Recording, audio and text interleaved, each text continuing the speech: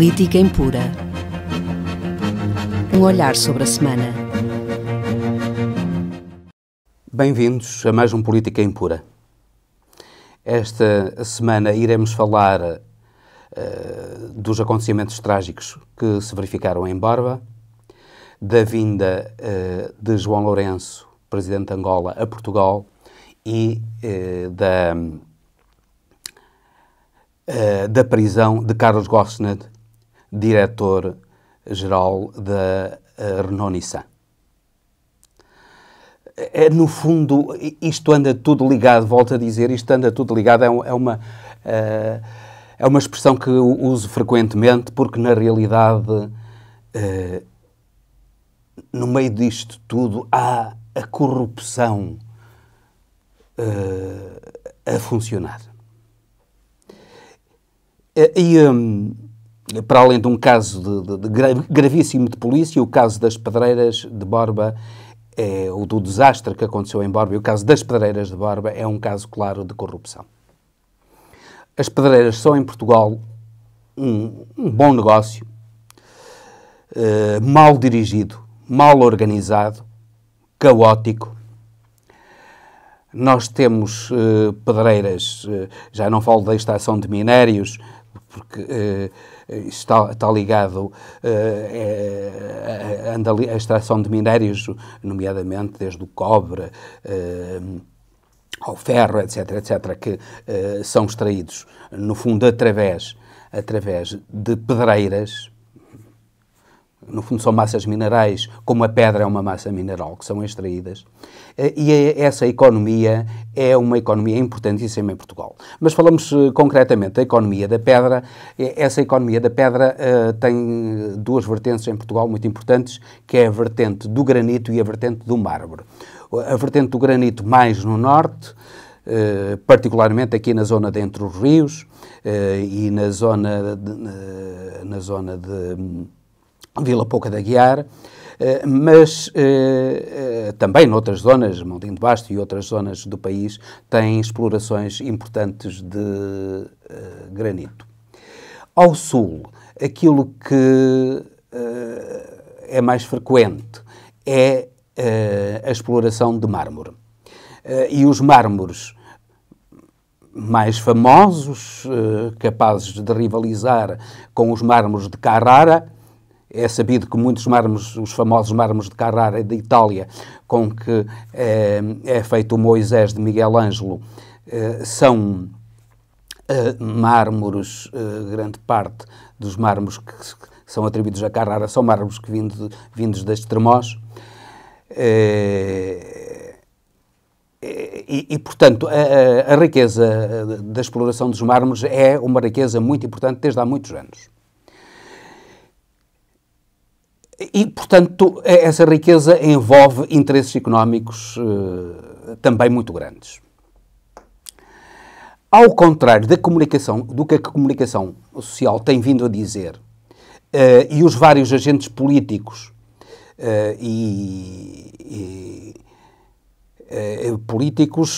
eu falo políticos ligados ao governo, portanto, políticos de carreira política, e agentes administrativos ligados à fiscalização administrativa das pedreiras. Ao contrário daquilo que tem sido dito, é falso que não houvesse legislação antes de 1982. Existe legislação que regula o funcionamento de pedreiras desde 1927. Legislação que foi melhorada em 1940.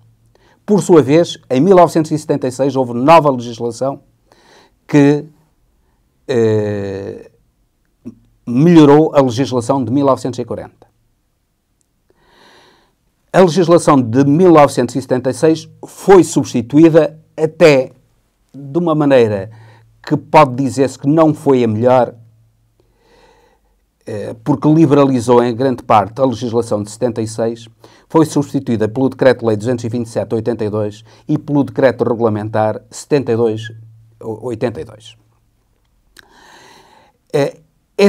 Essa legislação já estabelecia claramente condições de exploração.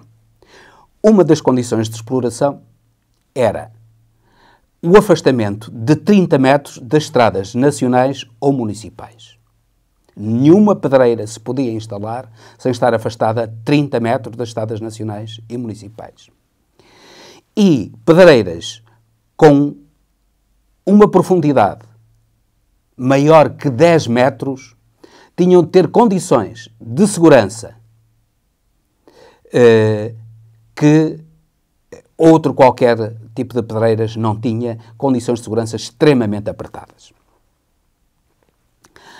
Essa zona de defesa de 30 metros, que vinha da legislação de 1976 e que foi continuada pela legislação de 82, foi aumentada em 2007, pelo Decreto-Lei nº 340/2007, para 50 metros. Portanto, ao contrário daquilo que a comunicação social e as entidades políticas e administrativas de fiscalização têm propalado, a zona de segurança, neste momento, não é de 30 metros, mas é de 50 metros. E o Decreto-Lei que regula a abertura e funcionamento de pedreiras e o seu encerramento, que é não menos importante, o encerramento de pedreiras, é um decreto-lei de 82 que já vem alterar a legislação de 76, ainda mais rigorosa em termos ambientais do que a de 82, e nada disso foi cumprido. Nós olhamos uma fotografia aérea daquelas explorações e aquilo é um filme de terror, com a estrada encostada a pedreiras com profundidade de 50 metros, sem qualquer proteção lateral, com o risco de, ao mínimo deslize, à mínima distração, já nem se fala de acidentes, já nem se fala de arrebentamento de pneus, já nem se fala... À mínima distração, era a morte de qualquer condutor que passasse por ali. Ou, inclusivamente, de crianças que passassem a pé. Ou de uma simples bicicleta, ou de uma simples motorizada. E repare-se, por ali passavam autocarros diariamente com 50 crianças.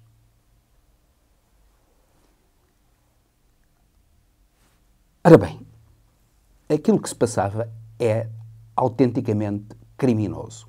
O risco em que essas pessoas que por ali passavam era criminoso. E o crime... Bem, em primeiro lugar, dos principais responsáveis. Os industriais estão agora a tentar lavar a imagem dizendo que alertaram. Isto é inacreditável. Aqueles que abriram pedreiras junto às estradas dizem que a culpa não é deles, que já alertaram. Aqueles que infringem a lei de uma maneira escandalosa dizem que alertaram e que continuam a infringir a lei. E porquê? Porque é que continuam a infringir a lei? Já a lei de 82 e a lei de 76 exigia a reposição do solo depois de encerrada a pedreira no estado em que se encontrava antes. Isto é, tinha que haver um enchimento daqueles buracos. A lei 340 de 2007 reforçou essa exigência. E quem pretende encerrar uma pedreira tem que apresentar ao Ministério do Ambiente um Plano Ambiental de Recuperação Paisagística, sigla PARP. Este Plano Ambiental de Recuperação Paisagística serve, nomeadamente, para forçar o enchimento das pedreiras, para que elas não estejam na situação de perigosidade em que se encontram e, inclusivamente, para a recuperação ambiental, colocando árvores, colocando algo que permita a recuperação da paisagem e não permita aquela paisagem lunar de crateras que são autênticas autênticas crateras de morte que estão naquele local. E há a exigência de um plano ambiental de recuperação paisagística. O Ministério do Ambiente tinha de fazer cumprir a legislação. A Câmara tinha de fazer cumprir a legislação. Os fiscais do Ministério do Ambiente tinham de fazer cumprir a legislação. Os fiscais da Câmara tinham de fazer cumprir a legislação. O Presidente da Câmara tinha de fazer cumprir a legislação. A ASAI tem possibilidades, tem poder de dever de fiscalização. A PSP, a GNR, no caso concreto de Borba, deve ser, não sei se tem PSP ou se tem GNR, deve ter as duas coisas. No caso concreto de Borba, a PSP e a GNR têm o dever de fiscalização. E nenhuma dessas entidades fiscalizou nada até hoje. Todas essas entidades tiveram uma criminosa, uma autêntica, uma criminosa, é o único termo que me ocorre, uma criminosa ausência de fiscalização desta situação trágica. Que infelizmente não ocorreu como Entre os Rios, não foram 50 crianças, como sucedeu Entre os Rios, foram 50 pessoas que caíram ao rio, mas foram 5 pessoas, mas podiam ser 50 crianças. E depois ninguém tem culpa. Ninguém tem culpa. O Presidente da Câmara está de consciência tranquila, o Ministro do Ambiente certamente também está de consciência tranquila,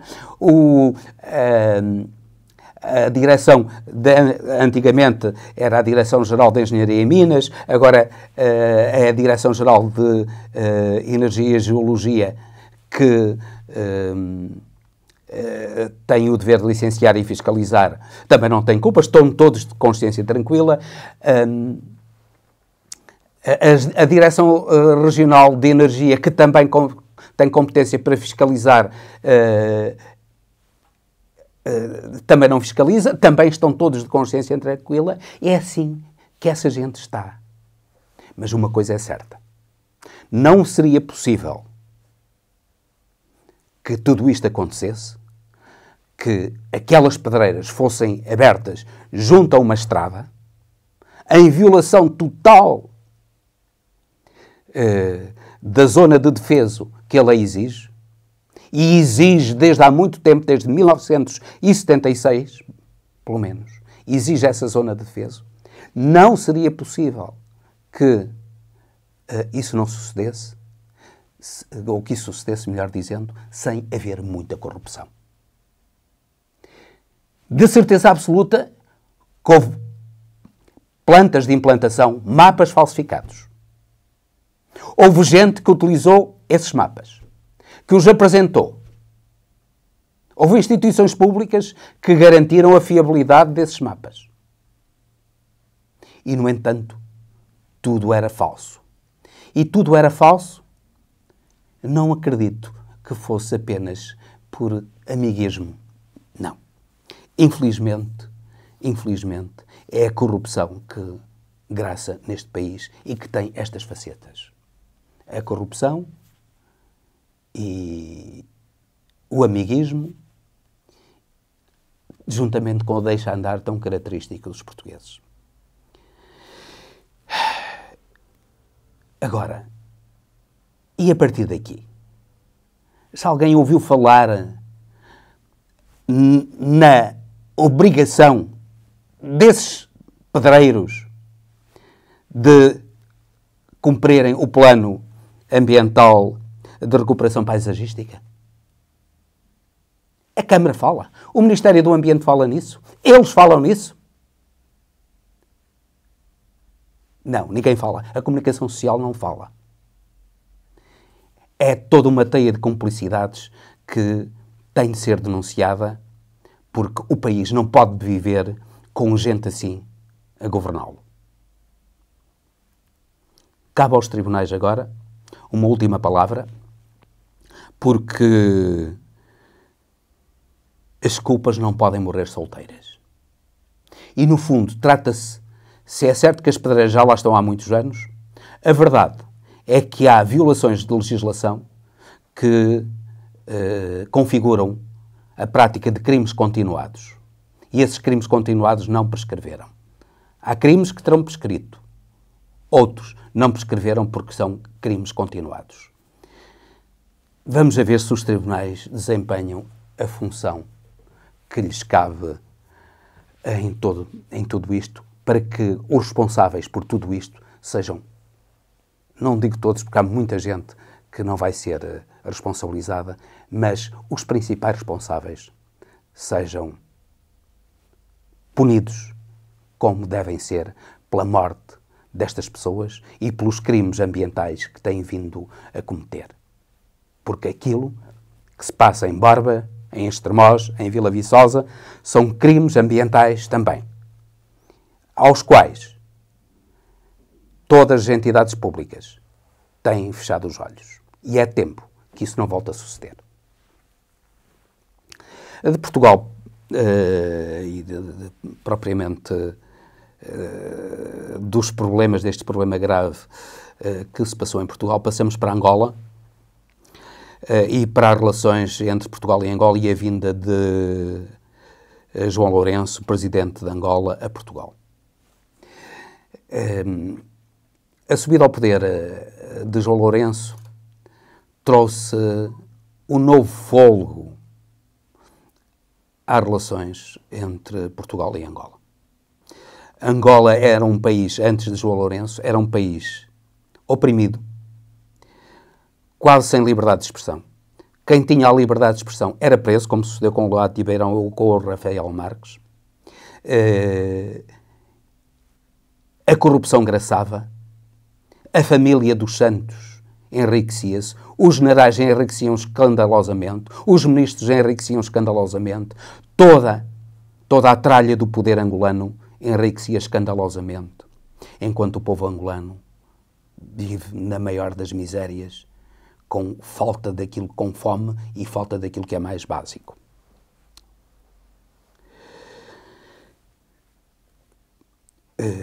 José Eduardo dos Santos, que governou Angola ao longo de 38 anos, deixa uma pesada herança. Ele diz que deixou 15 mil milhões de dólares nos cofres. O que ele deixou foi uma miséria em Angola. A ausência de infraestruturas, a ausência de educação, a ausência de saúde, a ausência de tudo. Foi isso que ele deixou a Angola. E ele ainda agora tem o descaramento de vir publicamente confrontar o atual presidente João Lourenço a dizer que deixou 15 mil milhões de dólares nos cofres angolanos. Ele deixou Angola na maior das misérias. E com os filhos cheios de dinheiro. A filha Isabel dos Santos, cheia de dinheiro. Que, inclusivamente, leva a cabo alta corrupção até em Portugal, comprando a EFASEC sem qualquer dinheiro, pedindo a bancos portugueses e angolanos e instituições e fazendo uma operação de financiamento de modo a comprar a EFASEC sem lá meter um tostão. O filho José Filomeno, que dirigia um fundo acusado de corrupção. Os outros filhos, nomeadamente a de Xizé e outros filhos, todos acusados de corrupção, todos eles, a de Xizé e outros Edu, dirigiam bancos. Onde é que eles ganharam? Com 23 anos, por exemplo, a de Xizé era uma das principais acionistas de um banco. Onde é que ela ganhou o dinheiro, com 23 anos, para ser uma das principais acionistas de um banco? José Eduardo dos Santos devia ter vergonha de falar. Devia remeter-se ao silêncio, porque tudo isto é demasiado grave e o povo angolano sofreu demasiada opressão com o seu governo e demasiada miséria. João Lourenço deu uma réstia de esperança à Angola e às relações entre Angola e Portugal. E não foi sem razão que ele foi recebido de uma maneira calorosa, como nunca José Eduardo Santos tinha sido. João Lourenço deu aos representantes de Portugal na Assembleia da República, ao Presidente da República, ao Primeiro-Ministro, a confiança de que Portugal deve ter nas suas relações com Angola e que não tinha anteriormente. Deu a certeza de que a corrupção será perseguida, pelo menos a grande corrupção e aquela que mais influencia a vida de Angola.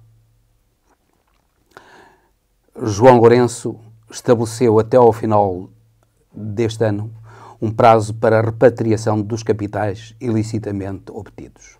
Parece que não está a ter sucesso.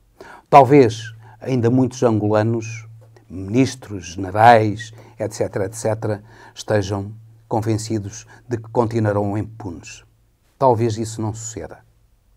Talvez isso não suceda e tenho esperanças que, com a colaboração internacional, João Lourenço consiga descobrir para onde foi o dinheiro de Angola, o dinheiro do petróleo, e para onde foi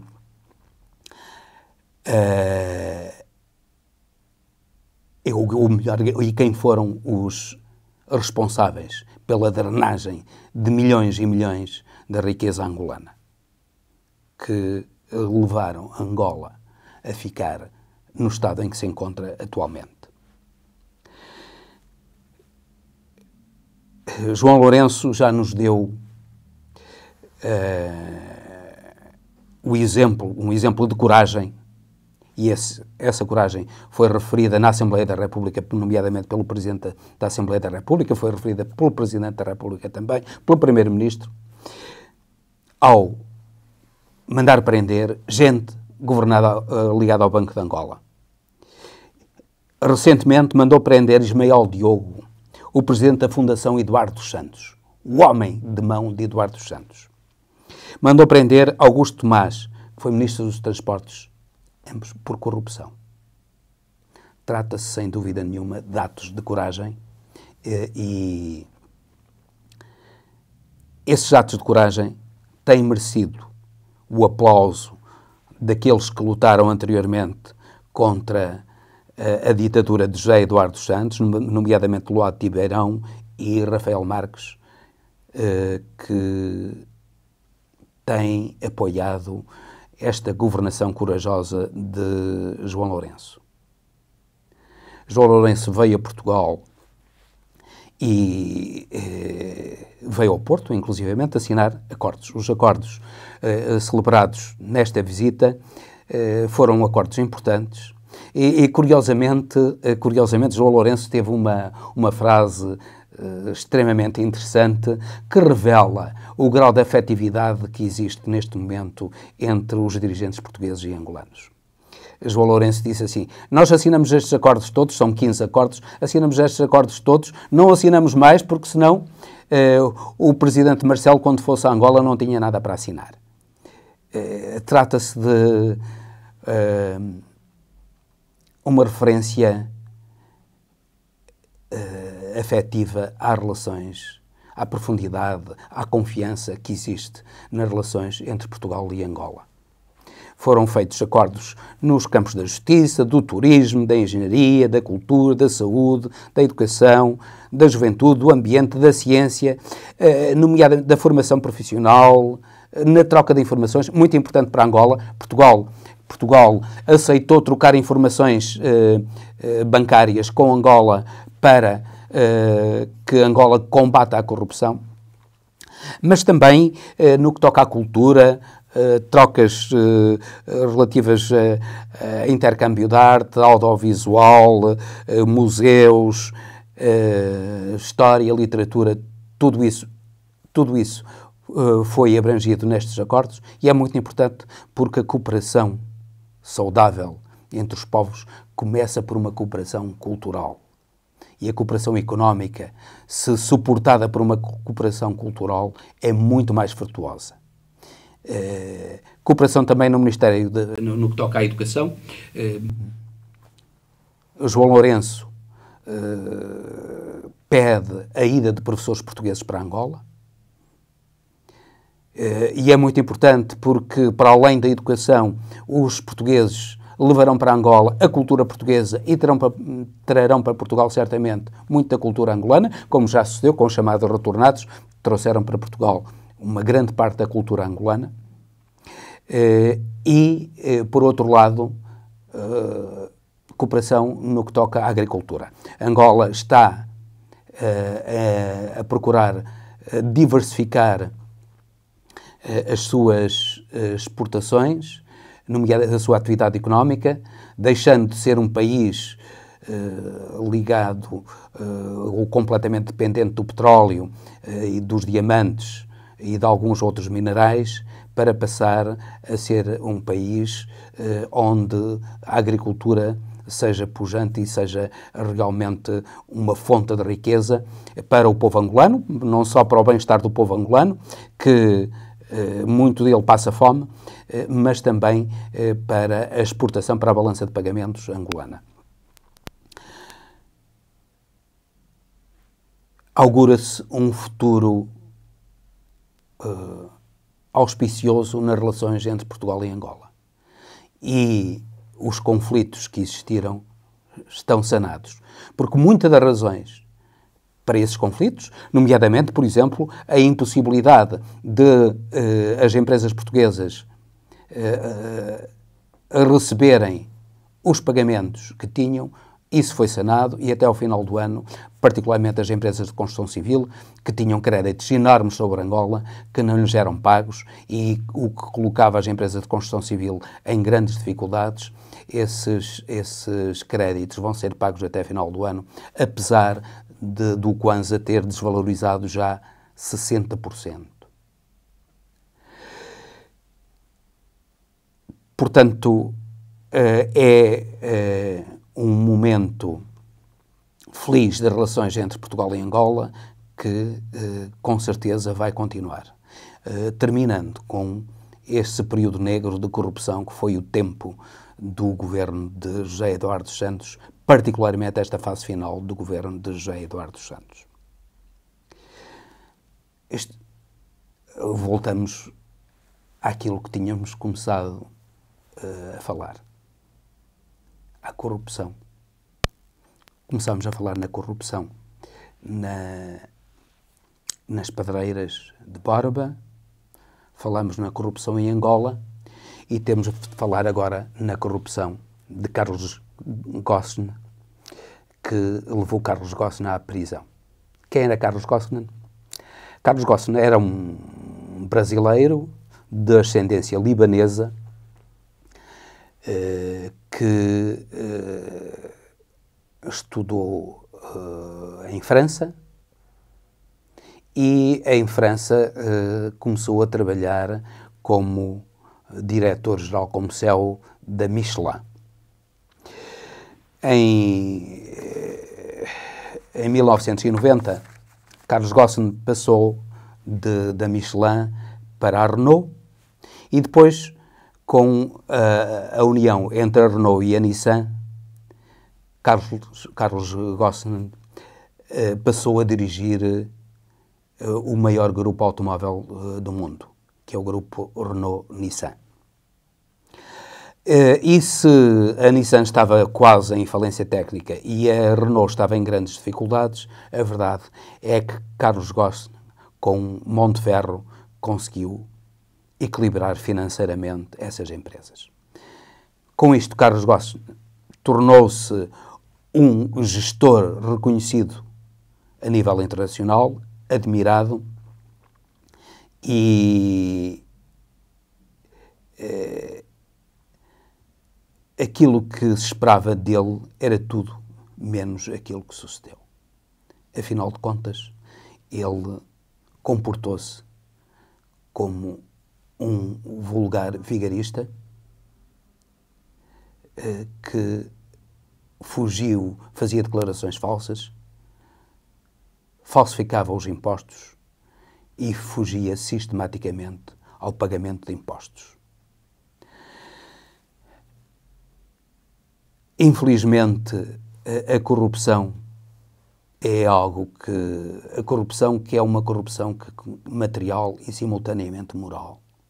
Porque tudo isto é o resultado de uma falta de dignidade do homem, de respeito do homem por si mesmo e de ganância, uma ganância que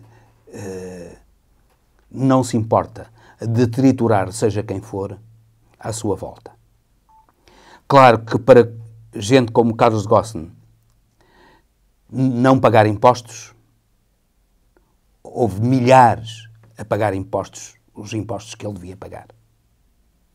E gente que podia não pagar impostos está a pagá-lo precisamente porque os Carlos Ghosn e outros senhores da riqueza do mundo continuam sem os pagar.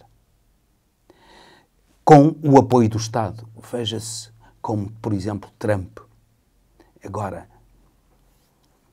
levou a cabo uma isenção de impostos para os mais ricos e um aumento de impostos para os mais pobres. É assim que está a funcionar o mundo. Cada vez mais a satisfazer a ganância de uns poucos, a ganância de dinheiro, a ganância de riqueza. E repare-se, Carlos Ghosn, essa ganância era uma ganância que atingia o absurdo, porque ele trabalhava tanto que quase não tinha tempo para gastar o dinheiro que tinha. É um absurdo, ele praticamente não vivia. Ele ganhava tanto dinheiro, mas ao mesmo tempo nem sequer tinha tempo para gastar o dinheiro que ganhava. Já há aí uma questão de irracionalidade nesta ganância que seria interessante os psiquiatras analisarem. Porque grande parte desta gente que domina o mundo, que quer dinheiro e mais dinheiro e mais dinheiro, nunca se satisfaz com riqueza, mais riqueza, grande parte dessa gente é gente não só moralmente doente, mas mentalmente doente. E é importante que quem ainda acredita nos valores essenciais da liberdade, da justiça e da solidariedade, compreenda isso e impeça que essa gente continue a governar o mundo. Então, despeço-me com amizade. Até mais um Política Impura na próxima semana. Política Impura. Um olhar sobre a semana.